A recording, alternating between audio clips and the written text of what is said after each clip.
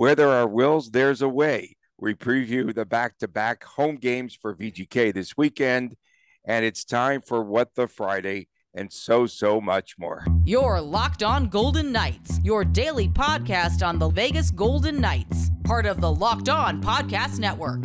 Your team every day.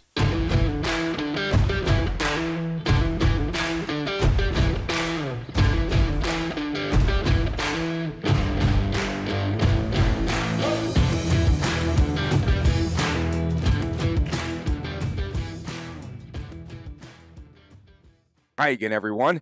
I'm Tony Cardasco along with Chris Golick, and you could find us on Twitter at LockedOnVGK, at Tony Dasco, at TDChrisG, and don't forget to subscribe to our YouTube channel, Locked On Golden Knights. We are brought to you today by BetOnline.net, your number one source for sports betting information, for stats, news, and analysis. BetOnline, where the game starts.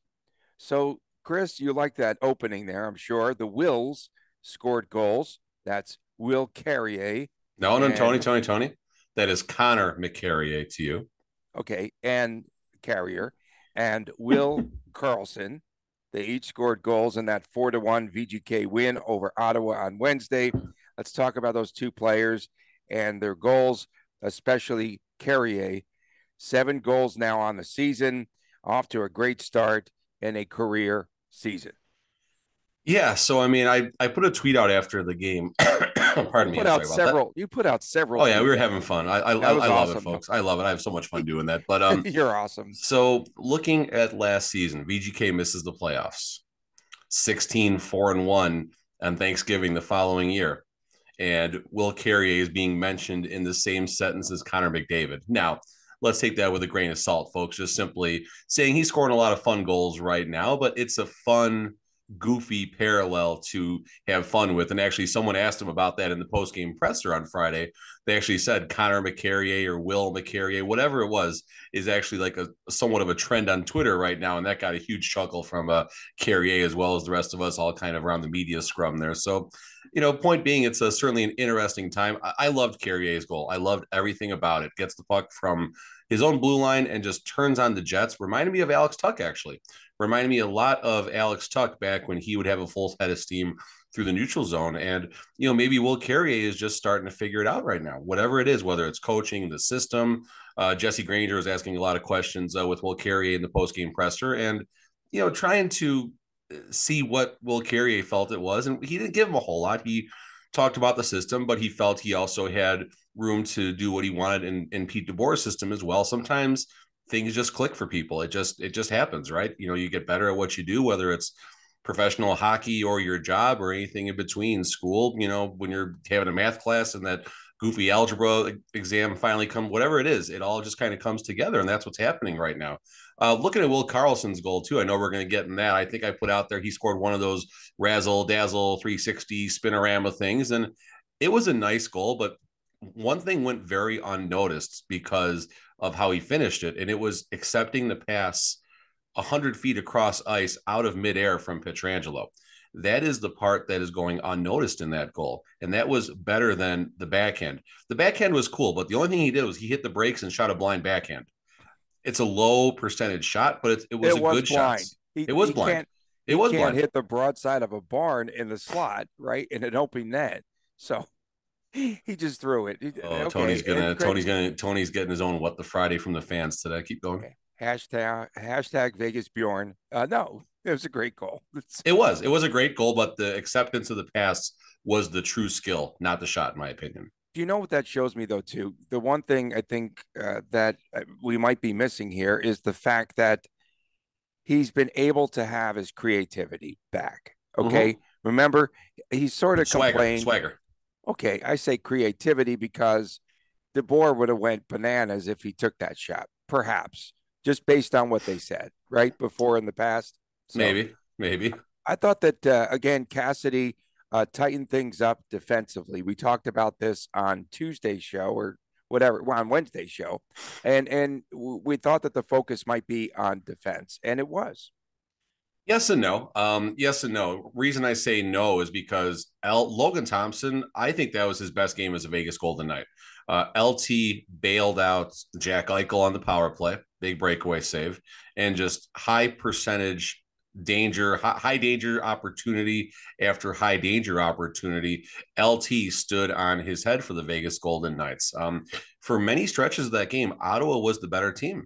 The 6-10, whatever it was, Ottawa Senators were the better team. Now they got a lot of skill. Their top six, DeBrincat, Stutzla, and I'm drawing a blank on some of the others right now, but their top six is a powerhouse. Their bottom six is the question, and their defense obviously is the question right now. But give them time, they're going to be a much better team. But for stretches of that game, Ottawa was better. LT was the one who saved them. And the theme for me kind of felt like as the game was progressing was the little things. Zombieland, folks, here we go. The rules. If you ever watched the Zombieland movies, they emphasize on the rules. Double tap, always check under the bathroom stalls, Tony. That's an important rule if you haven't seen that one. Just see the movie, folks. But one of the rules is enjoy the little things. So in my opinion, it was kind of the same thing for the Vegas Golden Knights on Wednesday. It was doing the little things right. And at times they did. At times they didn't. I loved a little play by Keegan Kolesar, for example. Puck comes up the boards. Keegan Kolesar is inside the blue line. He has nowhere to go with it. He is absolutely buried. So what does he do? He just puts his foot in front of the puck and basically not freezes it because the whistle never blowed, but he protected the puck, looked around. He was able to get the puck to Carrier, who chipped it up and was able to get a line change after a long shift. Little things like that is what happens. And I say this all the time. I talk to my son about this when he's out there doing his little cross ice program. Just do the little things right, and everything else kind of comes together. And at times, VGK did a lot of the little things right. At times, they did not in this game, and that's where Logan Thompson said, I'll hold your beer. I got you guys for this one." Logan Thompson put the team on his shoulders on Wednesday night.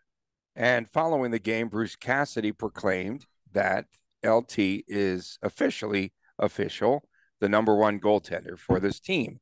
11-3, 2.3 goals against, phenomenal.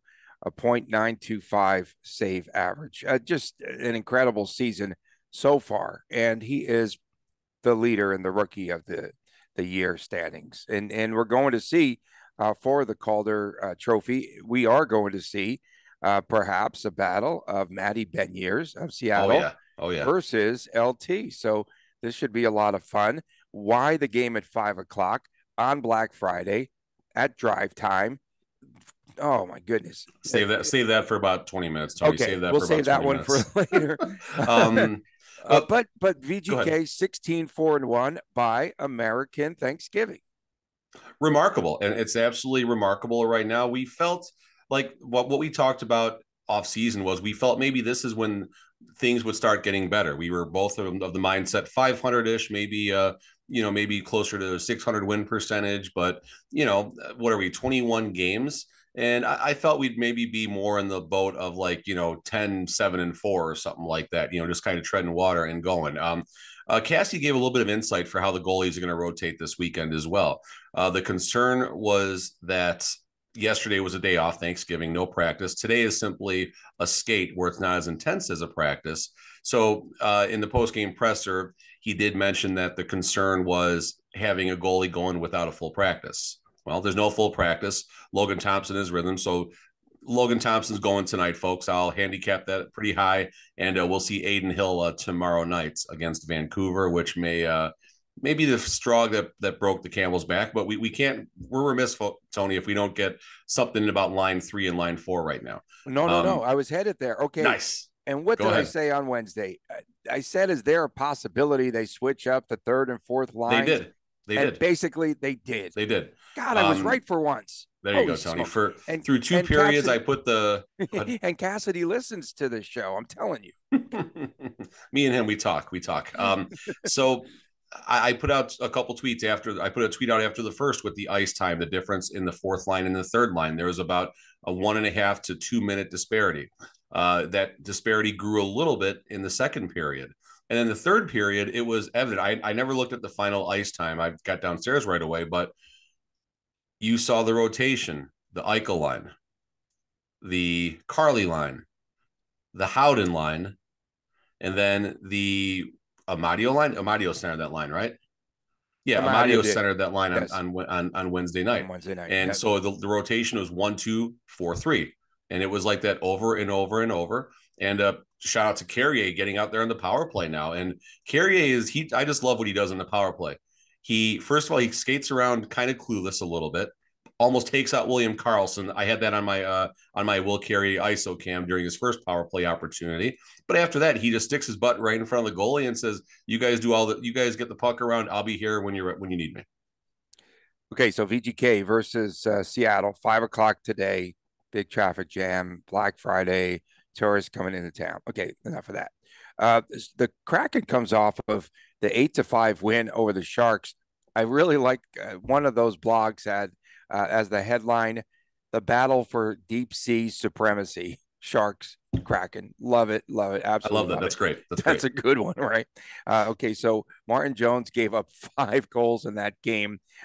Seattle has actually won a couple of straight games against, they're playing Pacific Division foes for the next 3 games, but they're off to a resounding start. They've won the first 2. You do have a matchup now of 2 of the top 3 teams in the NHL because the Devils with that loss, but these are 2 of the hottest teams. If you really look at this on paper, Seattle at 11-5-3, but they are 8-1-1, 8-1-1 through their last 10. And of course, VGK is smoking hot. This could be a really good matchup tonight at T-Mobile.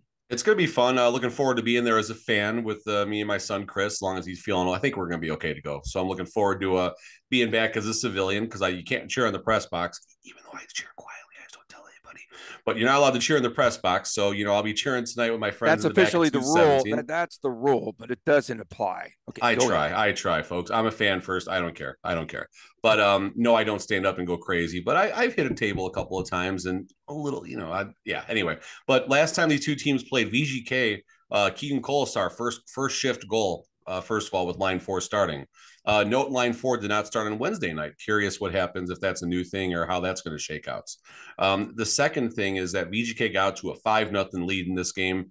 Seattle got 2 third-period goals, but this game was never in question. A game like that, you're not going to get mad at the team for giving up a couple third-period goals. You can't keep the pedal to the metal like that. So, Seattle's a different team than from about a month ago, last time they faced. It's a different team from last time, last season when they faced a few times. So, but I feel pretty strong that VGK will get the job done in this one. This is all of a sudden a marquee matchup on a Friday afternoon.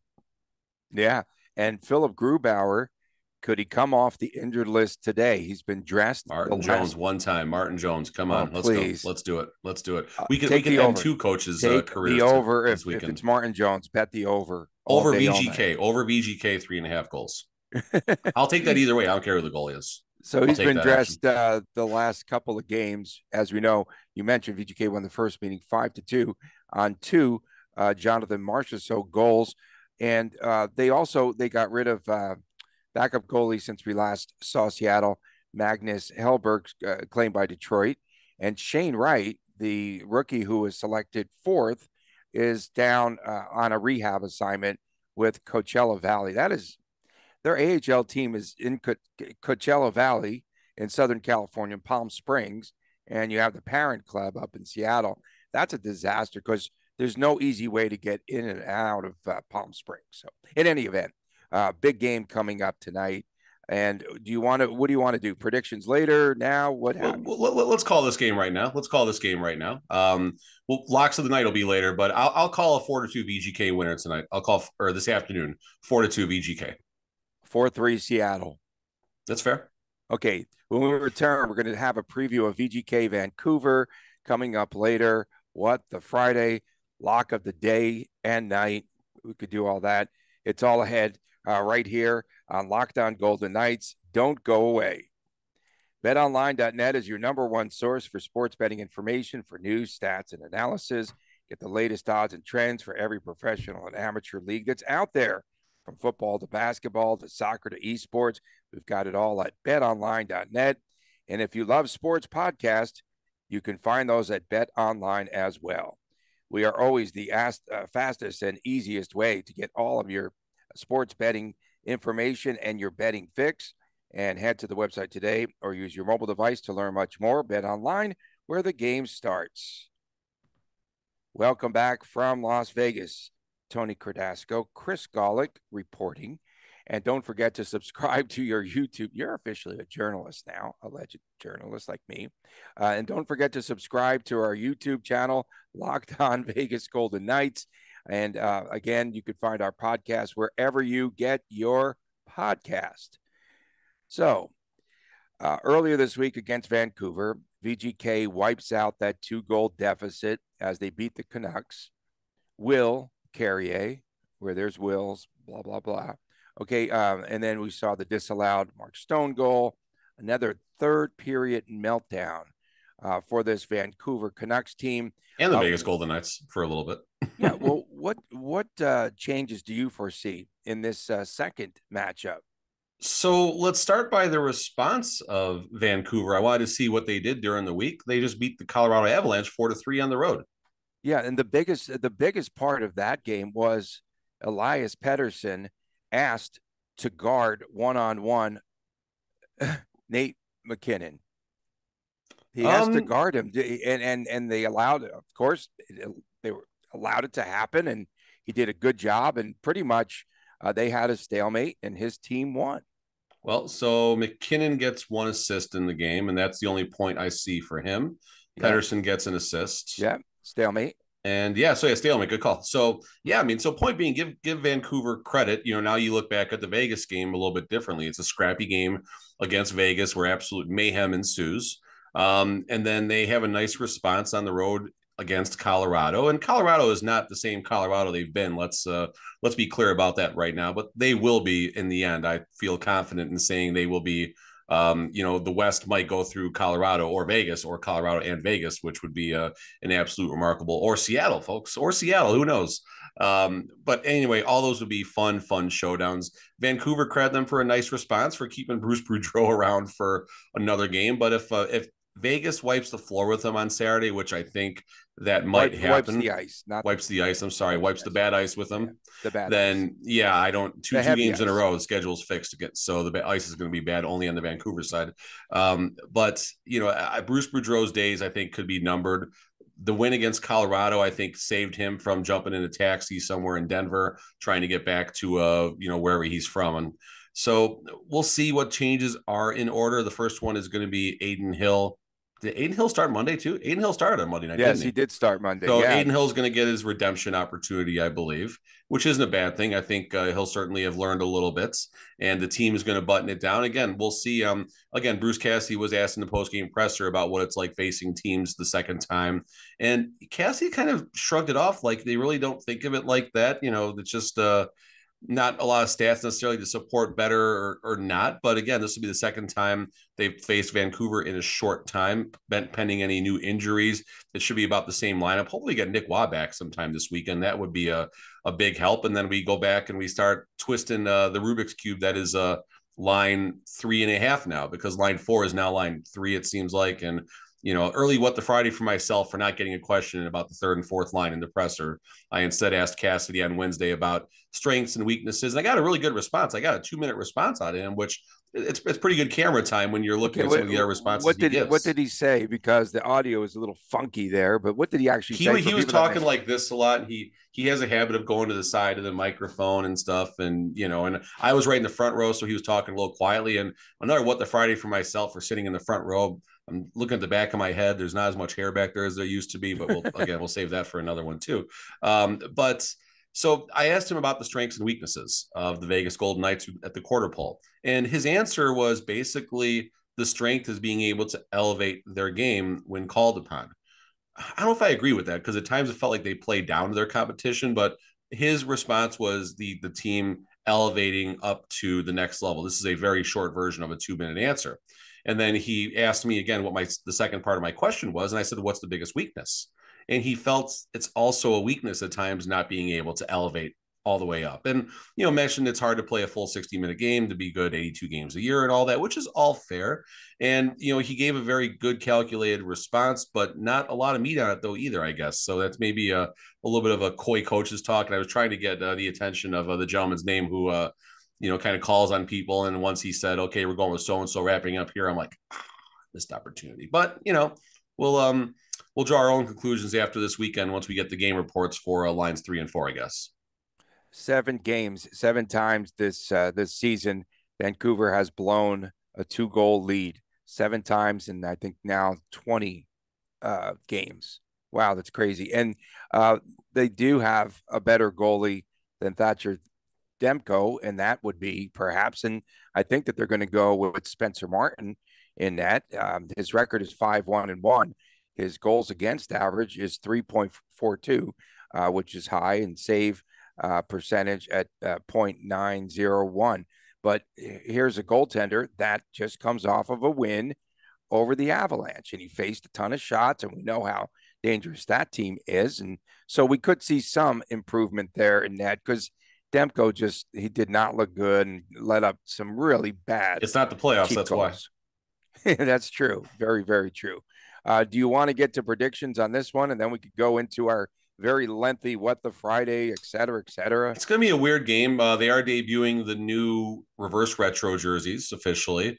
All the fans in attendance. The reverse Petro retros. Reverse Petro retro. Leave Petro alone.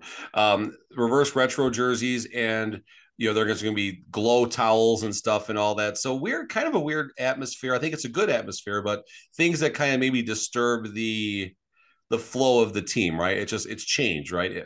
We have a lot of good things happening. Now we got a new jersey, and maybe it feels a little different. Maybe the threading's different. Who knows? Just a weird spot. I think it's going to be another track meet type of game, and let's go crazy. Let's go 6-5 VGK shootouts victory. William Karlsson wins the shootout in the 6th round. Okay. And shootout goals don't count for locks of the night, folks. Sorry. Okay, I'm going to have to go with the VGK, and I'm going to probably go 6-4. And I just think, again, like, you can't stop the scoring between these two teams. How does VGK not only get to stay home for every holiday, to get a back-to-back at home? Come on, really? I mean, seriously, how many teams actually get back-to-backs at home this season? That's what I would like to VGK explore. Had one, I know, and I'm not sure if this is an every year thing, but I do recall there was one in season 1, which is when they actually clinched the Pacific against the San Jose Sharks, when your favorite William Karlsson scored that remarkable between the legs goal. Okay. That was the second have a back-to-back. Yeah, this season is definitely rigged. Coming up next, What the Friday, and we'll also have Locks of the Night ahead. Stay with us right here on Locked On Golden Knights. Welcome back, everyone. Tony Cardasco and Chris Golick from Las Vegas. We hope that you enjoyed your holiday. Did you have a nice holiday there, Chris? Yeah, definitely. Woke up, took it easy, did a tiny bit of work on my business, and watched some football, played a lot of chess with my kids. We're a chess family now. We bought a chess set a week and a half ago, and my 7-8-year-old absolutely loved playing chess. And then the family came over and watched more football, ate a lot of awesome turkey. Shout out to my wife, Amanda, for an absolute remarkable meal that I contributed, rolling the crescent rolls. That was my contribution. She handled everything else. And so, yeah, it was a beautiful night. Beautiful night. Me and my friends went golfing in the morning, and then I watched football. Golf? I know you golf. I golf. Not very well. I aim, Sony, when I golf, I aim left. It goes slices all the way over the other hole, right down the middle, like 35 degrees. It's remarkable. It's awesome. I did try the Carly move where I just spin around, and it's the spinorama, and then I hit the golf ball. I tried that one yesterday. So there's a bowler. I bowl, folks. I'm a decent bowler. Like a 220-ish average when I'm in my leagues and stuff. But a bowler just hit a 300 game backwards. Like, this person faces away from the foul line. And actually throws the ball down the lane. And he achieved the first ever backwards 300. Yes. Illustrate. I want to see an illustration. Like, how's this go again? It's on YouTube. I'll post it on our lockdown after the show. All right. It's time for What the Friday. Let's get into that first. So I have a bunch from all of the listeners and our good friends, but I'm going to start off with, was that a VGK home broadcast the other night on TNT? With Shane Knighty. Shane was definitely there, yeah. All he talked about were the Golden Knights. You have to have some balance here. Okay, WTF. That's it, man. Go ahead. You can jump in. Good start. WTF, the Henderson Silver Knights. They better lose today, because if they win, then the Golden Knights are going to drop tonight's affair against the Seattle Kraken. VGK cannot win a game on the same day when Henderson wins. I hope Henderson wins. They need it right now. They've been better, but they need to go on a run right now to have a shot because it's only a 56 game season, or 62, whatever it is in the AHL. So they're falling fast. So hopefully they can get it together tonight, and hopefully VGK can shed the curse of the Henderson Silver Knights. That's a layup to start. That's a layup. It's an easy one.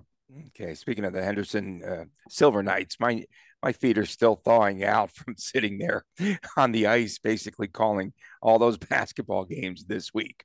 Our good friend, Louis Gregory, he has a WTF, says Leah Hextall pronouncing any hockey names absolutely brutal.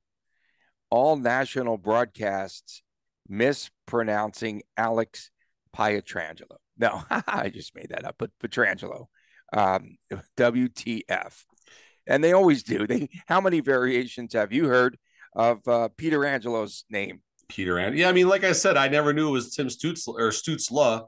I was and remember, folks, hockey cards are a big portion of my life as far as my income goes. I feed my family off opening packs of hockey cards, and I can pronounce Jesper Koikaniemi like it's like there's no tomorrow. But a name like Tim Stutzel, who knows? It's Tim Stutzla. So I mean, I get it. But that said, I do think Leah Hextall gets a bit of a raw deal with the fans.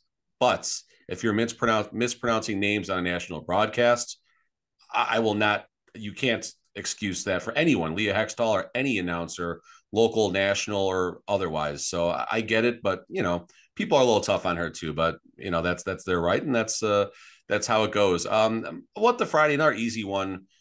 These double headers on Friday at 1 o'clock and then a 5 o'clock game. 1 o'clock at the Dollar Loan Center, Henderson Silver Knights. And then you got to get to T-Mobile for a puck drop, and that drive is going to be terrible, folks. That drive is going to be terrible. I'm not a big fan of the VGK HSK scheduling today. I think it'll be a light crowd at the Dollar Loan Center, even though they're averaging 4,600. I actually looked that up. We're going to do a segment next week about attendance in the AHL and just some conclusions I'm drawing for the Silver Knights. But what the Friday for these double headers like this, just I don't like it at all. I'd rather it be a day-night double header. Give us like an 11 a.m. or a noon start at one of the facilities. I don't care which one it is. And then a nighttime, 6, 7 o'clock game. So that way it's like, starting fresh, I guess. So what the Friday, HSK, VGK, double headers, 4 hours apart. Okay. My What the Friday here has to pertain to the reverse retro jerseys. So are they going to have those skating girls or whatever follow around the players holding black lights? How are they going to get this glow effect? That is a major concern. WTF. Ryan Dunkel. Okay, he hits one out of the park here. WTF with Vegas Bjorn scoring that filthy backhand goal. How dare he make Tony hold off on the Wild Bill hate? Let's have Tony read this one. I am excited to hear how he downplays it. WTF. I'll downplay it right now. It was a lucky you're not Tony. Goal. It was I'm going to do it. It was a lucky goal. That's what Tony would say. It was a lucky, good goal that looked better than it actually was. He did not aim for the net, folks. Come on. This guy cannot hit the open net. Well, that's the thing. He was backwards and his eyes were closed. I joked with someone next to me in media row. I said, if he shoots that with his eyes open, he probably misses. But his eyes closed? Were his eyes closed officially? 100%. Yeah, definitely. I could clearly see from being about 80 feet above the ice and about 240 feet away. No, but on a replay, were his eyes closed? Oh, I have no idea. I didn't watch it that closely. Who's got the more cockeyed shot? Colasar or Wild Bill? That's good. That's good. I don't know. I'm at a loss for words there, Tony. I'm at a loss for words there. WTF. Matt Jacks, Sin 21, one of our good followers. WTF is up with VGK's power play skills. They got a power play goal because I had my Jack Eichel ISO cam goaling and That was cool. Yeah, that was pretty cool. I actually got him like shooting the stick away. Who was Mark Stone? I thought was it Mark Stone who did the same thing last year? There's some broken lumber down there, and don't call it a twig. Don't call it a twig. WTF. twig, I hate when they lumber. call it twigs on. Oh, come on, hockey It's guys. expensive. It's expensive. They're broadcasting the game. Oh, the twig goes flying. It's No, a come on, $300 piece of graphite that I feel. So here you go. Here, this one just came to me. WTF for my beer league heroes that I ref that flip out when whether it's whatever it may be, that just get mad and they just purposely bust that $300 stick. Like, folks, that's as much as these leagues cost. And you're out there you get all mad and you bust a $300 stick on purpose while you do it over your leg to make a point or over the bench, so WTF for the beer league heroes cracking that lumber, those twigs. WTF there. WTF to the Zamboni gender reveal. I just made that one up. WTF. Did they have a gender reveal? Come on, man. That's pretty. The Zamboni, like with some smoke behind it. I've seen that. Well, I haven't seen the smoke before, but I've seen gender. What about reveals the one that was on? What about the one that was on fire? That's a good gender reveal. I like that. That Zamboni that blew up. What? Remember that time Zamboni caught fire? Zamboni caught fire. I've seen it happen before. Was it actually in Calgary where it happened? I think so. Yeah. So I was talking to here we go. One. That's a WTF. I learned something interesting about the Saddle Dome up in Calgary. When I was down in the corner, I was talking to a photographer who I actually took the picture of her camera, kind of peeking out through the hole for "You Can Never Be Too Careful." That was a little fun with the Vancouver game on Monday night. We were gabbing about that, but she splits her time between here in Vegas and also up in Calgary, and she covers other sports too out here. She'll be doing the lacrosse team, a lot of work with that as well. But she mentioned this, we talked about the Saddle Dome, and I asked about, I guess there's this catwalk that you have to walk on. I've heard other broadcasters mention it. There's this catwalk you have to walk across to get to like wherever the booth is, way up in the top of the Saddle Dome, whatever it's called now. And there's actually a rule when you're walking up there, you cannot have your cell phone or any object out, because if you drop it, it's going to drop right on a fan below you. So WTF for the Saddle Dome for not finding a way. And it's like plywood too, you have to walk on. That's the other thing. It's like a floppy plywood that she said you're walking on when you're going out there. So that's got to be scary as heck. So WTF for the Calgary Saddle Dome. What about the WTF? One of our viewers and followers said that her dog started just like you mentioned Keegan Colasar. Oh, was that Shayeth? Was that? I hope I got her name right. That's who it was. Yeah, and she's had so many pleasant interactions. So shout out to Shay for the interactions we've had. For being kind to us. We need some kindness here. Well, yeah, no, don't all love there, but that was awesome. Like, the dog Keegan Colasar. So what did we say in dissing Colasar in that episode? I can't recall. Oh, that he broke the lens. I think that probably had that. No, I think we did. No, we said everyone's favorite Keegan Colasar, and that got her to the. And what was the dog's reaction? What was the dog just looked up because I think the way the picture was painted, if I read it right, headphones on, kind of quiet, listening to us. So thank you for being a listener first and foremost. Yes. Still being a listener. I mean, that's remarkable. And still, after all this, rates. Yes, exactly. And and everyone's favorite Keegan Colasar. And then I like Keegan Colasar. We dog him. Just jumped up. I like him. The dog jumped up because she was laughing so loud. So that's our WTF. Man, what's the dog doing right now? She's listening to this one. The gender reveal with the Zamboni gender reveal. That might floor the dog.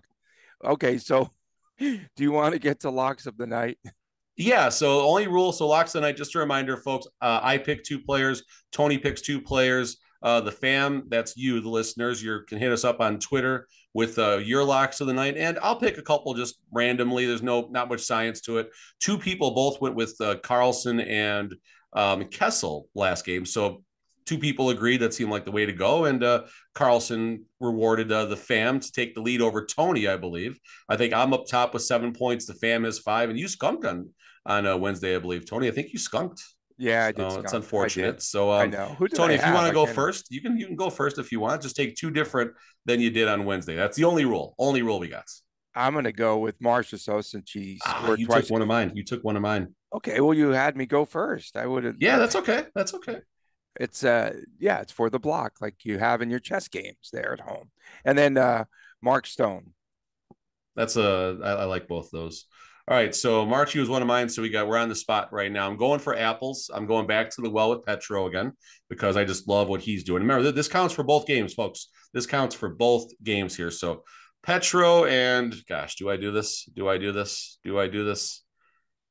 I got to. Will Carrier. Let's go Carrier. Let's go Carrier. I'm going with a 3.5 fourth liner for our locks of the night. I got to go Carrier. That should line be at combinations, least one goal. The 3.5 line. I like that one.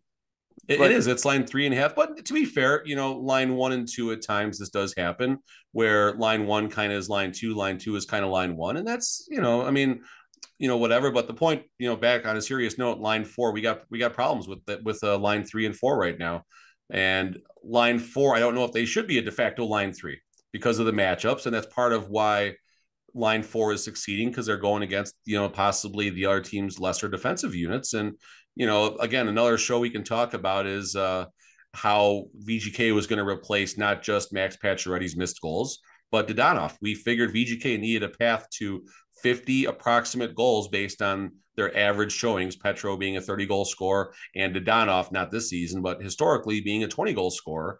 And one of the things me and Tony never covered was Will Carrier having a career year and possibly getting 20 goals. That's insane, huh? It's remarkable. And, they're really finding it. I mean, Mark Stone already is headed toward the career year, right? Oh, he only needs 2 more goals to 2 goals to tie, 3 goals to take the lead. He might do it this weekend. Okay. So you have VGK with a couple of wins this weekend. I have a split because I just don't know if they're going to be focused enough here. Okay. Back to backs. We do get an opportunity to see the 2 goalies. I will say, okay, here's a prediction though.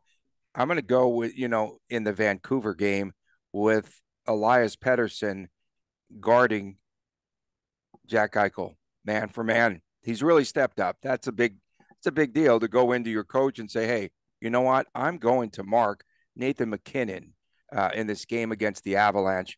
And again, the stalemate, they each had an assist, whatever, but that's pretty good. And I just like the way that he has stepped up for that team. And it could lead them, obviously, to play better, perhaps. Of course. Well, at least they're trying to play defense right now. And Pettersson is doing what the leader of the team should do. I mean, look at his stat line right now, folks.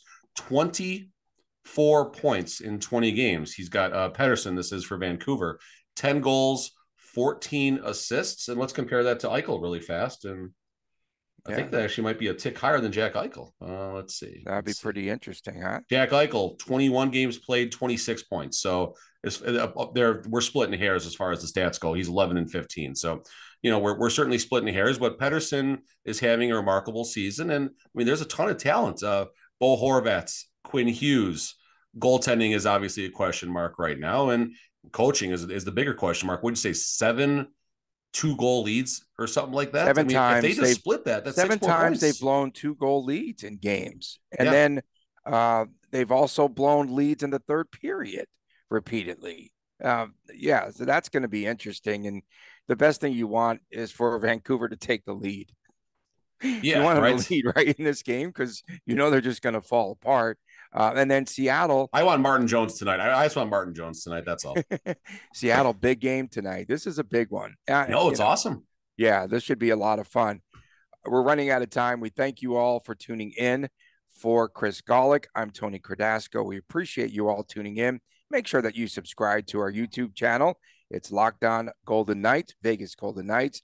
Have a great weekend, everyone. Chris, we'll see you on Monday right here on, and everyone else right here on Locked On Golden Knights. Also, happy late Thanksgiving, everybody. Belated.